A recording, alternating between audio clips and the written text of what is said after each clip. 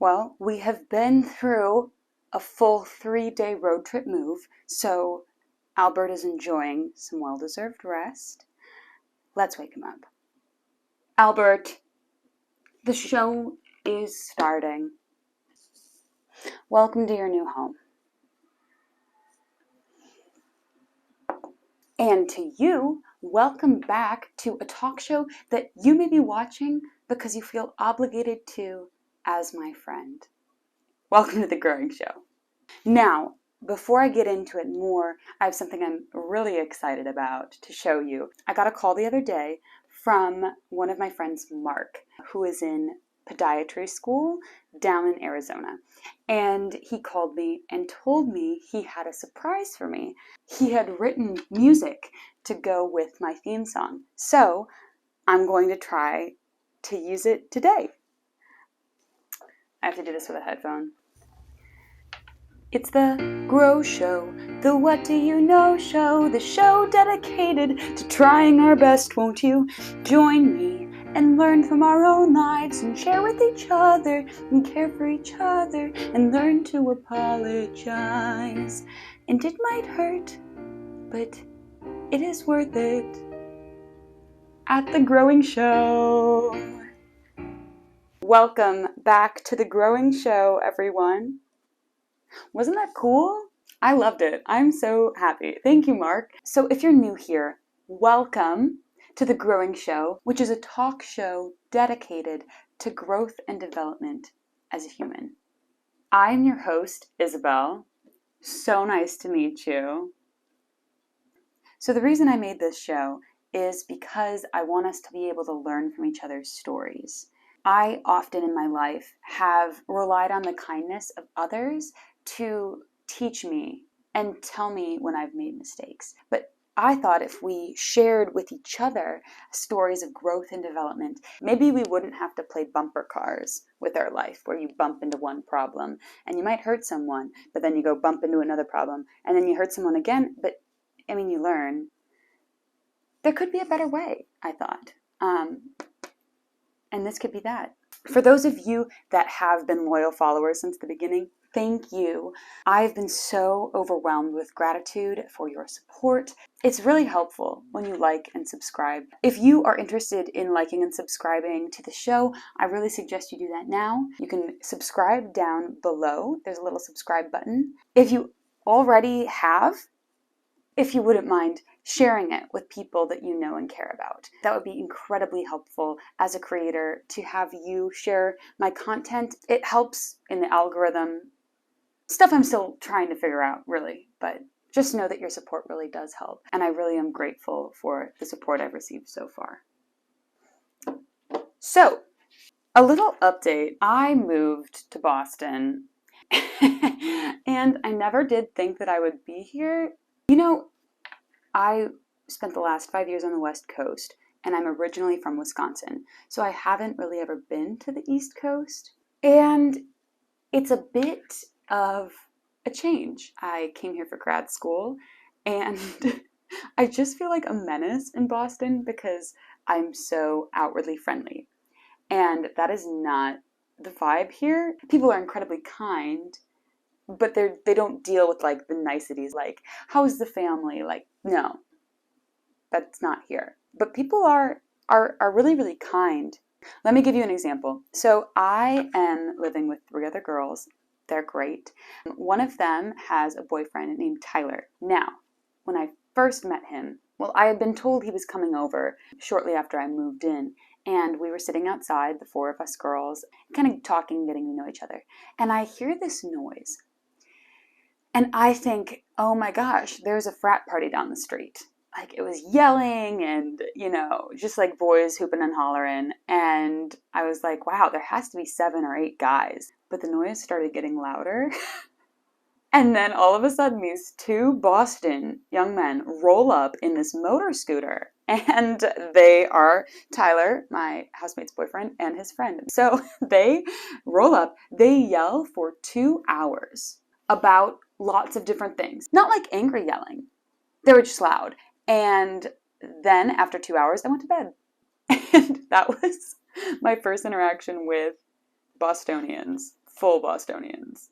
But the thing that I was struck most by wasn't necessarily how loud they were, but the kindness that Tyler showed. When I went up to leave, when I got up to leave, he already wanted to make a plan with the four of us to make sure that the girls that had just moved in felt comfortable and happy in Boston. And I could really see that he wanted to make sure I didn't feel lonely here. That was really significant to me. That sort of kindness, while not outwardly nice, but making sure that I know that there are people that care for me, even if we just met. I feel really lucky to be in this house with the girls that I'm with. They're very supportive as well. I think I'm going to like it here. I'll keep you updated. I'll keep you updated. Oy. Oy. So, those of you joining us, I like to share a snack with everybody while the show is going on. So, today's snack is fruit snacks. Ooh, fruit snacks. If you don't have fruit snacks, oh my gosh, this one is shaped like a carrot. If you don't have fruit snacks, that's okay. You can go get any other fruit or vegetable, or you could get gum. Gum is chewy. Anything else chewy. Or you don't have to get any fruit snacks if you don't want. So that's there if you want to join me in a snack today. And if you don't want a snack, here is something to entertain you while we wait for our other friends to go get their snacks.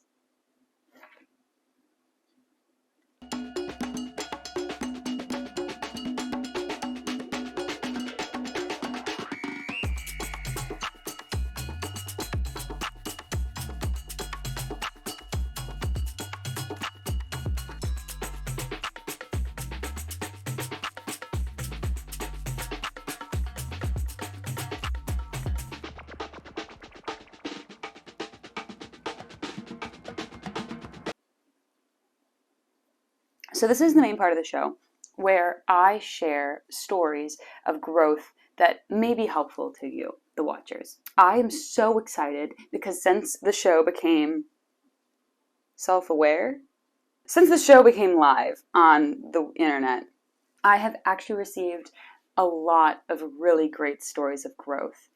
If you feel like you want to share a story of growth with the show to be read on air, you can send it to thegrowingshow@gmail.com. And I will say that again at the end. Also, I totally didn't say, I have a new set. What do you think? This was actually a gift from my brother, and I was thinking I could change the saying every time. Or every month. I don't know. I haven't decided. Back to the fact that I am so stoked that people have been sending in stories. And today is the first day that I will be reading someone else's story on air. I don't have a printer yet. But I do have a story that I'm going to be reading off my laptop today from a viewer like you. So let's get into it. Don't know where my laptop is. This is my laptop. It has vegetables on it. I do love vegetables. Okay. Today's story is from a viewer named Chris, and this is a story called The Last Ride of El Guapo, and it is a story of leading a giant pig into a pickup truck. This entry is from Monday, August 8th, 2011. El Guapo was a fine pig, the biggest of four by plenty. He was red and chubby and weighed somewhere around 240 to 280 pounds, according to best estimates. He was a happy hog in all of his days. That is until one morning. What comes next will surely strike the seasoned farmer as a ludicrous parody. But to other ignorant suburbanites like myself, it may sound like a good plan. We went into the building, isolated our prize hog, and got him locked in confinement in the feeding area. We went out and armed ourselves, my wife wielding a small PVC tube for motivation, and I holding a spare door for guidance purposes. And yet, what we know now is that loading a hog into the back of a trailer or pickup truck needs a sturdy chute leading directly from door to door. What we relied upon instead was the good nature of our beloved pig. Big mistake. We loosed the beast. At first, El Guapo seemed to comply. We grinned, believing that we indeed were natural farmers. Guapi approached the ramp and pawed at it. We tried to get him into the truck. Then, a sight that was to occur a great number of times, we pushed, the pig pushed harder, and escaped. Each escape was more disastrous than the last. A few attempts later, with many splashes in the mud and innumerable poops and pees in between, El Guapo made his move. We had him pinned against the building, ready to guide him towards the truck again when he made a dash for daylight through my wife's legs. You wouldn't think hurdling a pig would be too difficult for a former collegiate track runner, but El Guapo was no ordinary pig. His girth and height made this feat impossible. As my wife leapt, Guapo lunged. All of a sudden, my wife was riding Guapo backwards, and needless to say, bareback across the pig pen. She clung to him valiantly, but his course was charted and his intent was malicious. He bucked her into the poop end of the pen where, thanks to rain in recent days, the sloppy poop was somewhere between 4 to 8 inches deep. In one last show of balance, poise, and grit, my wife landed on her feet on the fence rail, narrowly avoiding the disaster of the world's most unpleasant faceplant. After washing up in a 5-gallon bucket, we redoubled our efforts and finally pushed El Guapo into the truck. We hastily removed the makeshift ramp and closed the tailgate. Predictably, El Guapo stood in the truck as if nothing had happened, munching on his wood chips. When we arrived to the butcher, we received one last Guapo gift. My wife opened the hatch of the truck to make sure that Guapi had survived the trip, and a big poop came flying out of the hatch. One last crappy booby trap for our efforts, as if to say, that was a good trick, eh? Thanks, Guap Guap. So,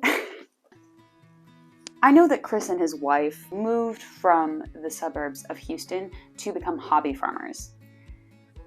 I think one of the main takeaways from this story is that farming is really hard. So, thank you, farmers. Here is a picture of El Guapo. He's cute. But on another level, I think that this story of growth is really reminding me of my own trip to Boston right now. Chris and his wife really didn't know what they were getting into when they moved from Houston to start a farm. And I don't really know what I'm doing moving to Boston to start grad school.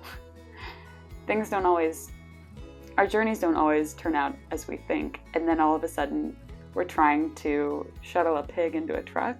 Both literally in Chris and his wife's case, and metaphorically in my case.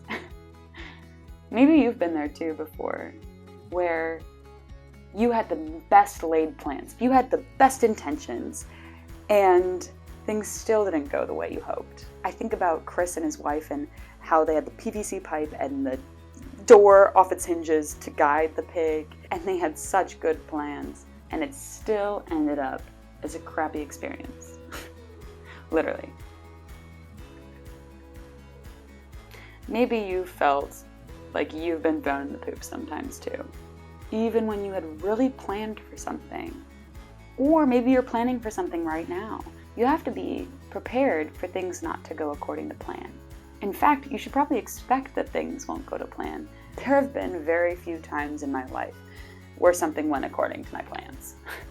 But this is still a good story, right? Even when things don't turn out the way we expected, the story that Chris sent in teaches us that we can still laugh. The story of El Guapo is a hilarious story. It's a very funny story. And sometimes when things go wrong, the best thing we can do is laugh.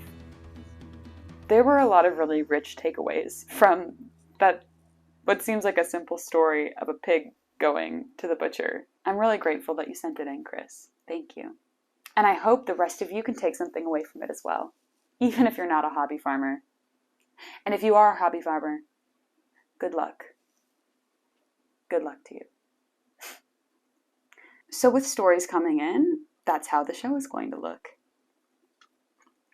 And For those of you missing the mailbox, I do have one coming. I got a little miniature mailbox, so I don't have to keep, you know. All right, well, I've got to go and keep settling in to Boston. So let's wrap things up. If you feel like you have a story that you want to send into The Growing Show, please go ahead and send it to thegrowingshow@gmail.com. I've loved the stories I've received so far, and there are some that I'm really looking forward to sharing with you on the show. Also, stay tuned because I'm going to have my very first guest on the show, a friend of mine, Ocean, who is a singer-songwriter and has some really beautiful stories, and I'm excited for her to share them with you. Stay tuned for all that.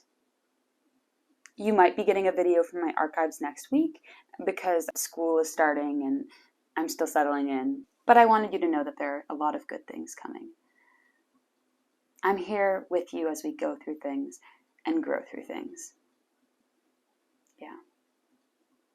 Don't forget to like and subscribe this video. It is a huge help, and please share it with whoever you think would enjoy it. You don't need to know me just to watch the show. And if you watch the show, you'll know me. I don't know if that's helpful. But as it stands now, I'm Isabel, and I may not know much. Yeah. This has been The Growing Show.